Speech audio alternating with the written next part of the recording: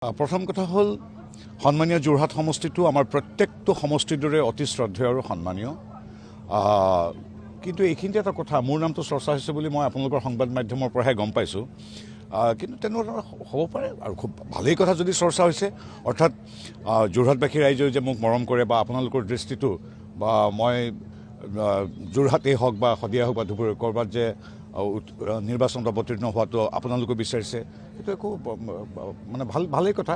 কিন্তু আমাৰ তেনেকুৱা কথা নহয়। আপোনালোক সকলোৱে জানে ভাৰতীয় জনতা পাৰ্টীৰ প্ৰত্যেকটো খোজ নিৰ্ণয় কৰে গণতান্ত্ৰিকভাৱে আমাৰ দলে লোৱা সিদ্ধান্তৰ ওপৰত। দলে যি সিদ্ধান্ত লয় আমি সেই সিদ্ধান্ত মানিবলৈ সদায় বাধ্য, সদায় সাজু। কিন্তু এনেধৰণৰ কথা নহয়। মোৰ নিজৰ পৰা মোৰ কোনো ধৰণৰ তেনেধৰণৰ আইডিয়া নাই আপোনালোকে মানে কেনেকৈ মোৰ নামটো তাত উপস্থাপন কৰিছে। যি কি নহওক, যেতিয়া সংবাদ মাধ্যমত ইতিবাচক ৰূপে কিবা এটা চৰ্চা হয়, যিকোনো এটা অঞ্চলৰ স্থানীয় ৰাইজে যেতিয়া মৰম আশীৰ্বাদ দিয়ে, সেই কথাটো সদায় এটা সুখানুভূতি দিয়ে। কিন্তু মূল কথা হ'ল আমাৰ তেনেকুৱা ধৰণৰ কোনো চৰ্চা নহয়। কোনো ব্যক্তিগত মানুহৰ চিন্তা বা কথা তাত কেতিয়াও দেখা পোৱা নাযায়।